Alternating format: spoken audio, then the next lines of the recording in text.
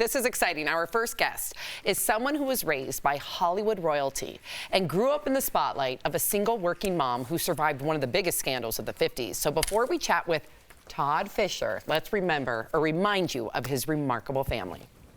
That's the time I'll be thinking of you.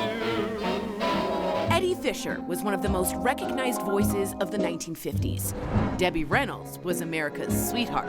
Good morning, good morning. It's great to stay up late. Good morning to you. The two married in 1955, becoming a Hollywood powerhouse. In 1956, they welcomed their first child, Carrie. 2 years later, they welcomed their son, Todd. But in 1959, Hollywood was set ablaze when Eddie left his young family to marry Debbie's friend, the iconic Elizabeth Taylor. How I love my pretty baby. Honest to goodness I do. Debbie, who is now a single mom with 2 young kids, filled her schedule balancing home life with work. Carrie and Todd went to the studio with their mom, with Carrie eventually sharing the stage. Let's sing a song of cheer again. Happy days are here again. On December 27th, 2016, the world lost Princess Leia, and Debbie lost her best friend. She then said that she really wanted to be with Carrie in those precise words. And within 15 minutes from that conversation, she faded out. And within 30 minutes, she technically was gone. I'm emotional. Todd has written a book about his mom and sister, calling it My Girls, A Lifetime with Carrie and Debbie. And to share just some of those stories, please welcome to DBL, Todd Fisher. Todd. Wow. Wow. Thank you. Todd, thank you so much for being here. We're all a little emotional from that package. What do you believe was your mom's greatest strength as a mom? And it may be different because you had a much closer relationship than the rest of us did. Well, you know, in many ways, we didn't have the Leave It to Beaver father, the family setup that television portrayed. But in other ways, we did. My mom was very much a normal, doting mother who loved Carrie and I. And the only difference is we were being schlepped to the studio or to Las Vegas, you know. So that was different. But she was a very loving mother that really just poured her love and her time into us. And if she couldn't do it at that moment, she would just we'd throw us under her arm and roll out. Wow. I love it. Boss energy. Yes. So your mom was a busy Hollywood icon, but also a single mom. So how did she balance those two worlds, especially at that time? Well, I had a lot of friends that were in similar situations, and they didn't have much contact with their parent, whether it be a male or a female.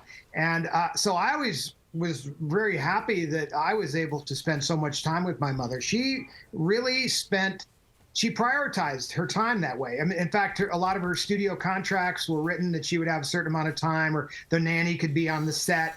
I can remember sitting with a nanny while she was doing a scene, then she'd come off and play with Carrie and I, and then run back out, do a scene, then come back and play with us. I mean, like any mother, if you asked my mother at any given time of her life, including the very end, what was the thing she was most proud of, she would say her children. I mean, that's what a lot of mothers would say.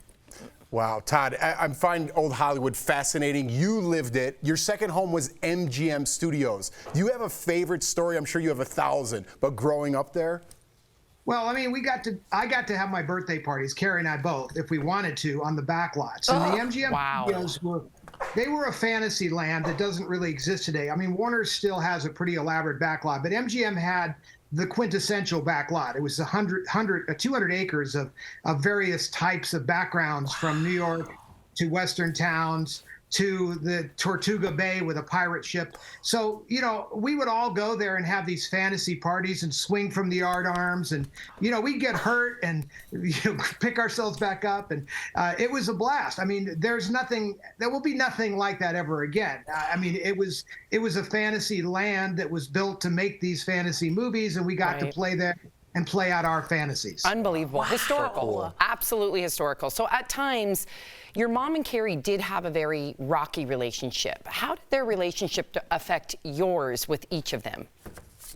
Well, I became a little bit of a middleman or a liaison at different times. When Carrie first, right at the movie Postcards on the Edge, when Carrie had her first drug incident, she didn't really want to talk to my mother. She was mad at her, and there wasn't exactly a logical reason to this, but one couldn't really question it. It was Princess Leia, after all, at that point.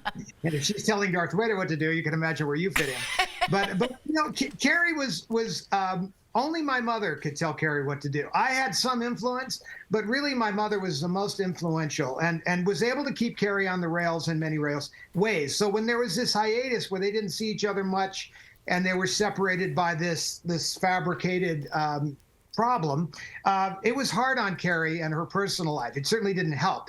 You know, having spent the first 20-something years of our life inseparable of our mother, and then she chose to take a big block of time off. So I spent a lot of time, you know, running in between them and trying to get us together for events and make things happen. But it was really a little bit on Carrie, and my mother was so gracious, she wasn't going to force her hand.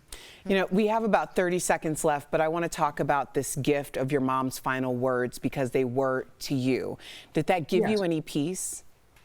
Absolutely. I mean, you know, the beautiful thing about my mother and my relationship, and also Carrie's and hers, is in the end, there was no unsaid words. We'd spoken everything. We knew we had great, deep love for each other. We'd spent our lives together. So there was nothing really unfinished. And that's an important way, if you're going to leave the planet and you're going to leave your children or whatever, that is a good way to do it. The Carrie exit was disturbing, as you were outlined in your role in there, but my mom, it was pretty peaceful and pretty righteous, and it was magical, is what I said on that interview. Wow, I have chills. DBL Nation, My Girls, A Lifetime with Carrie and Debbie is available now. Also, watch Bright Lights on HBO. It's Debbie and Carrie's final documentary. Todd, thank you so much for sharing your story with us today. We appreciate you.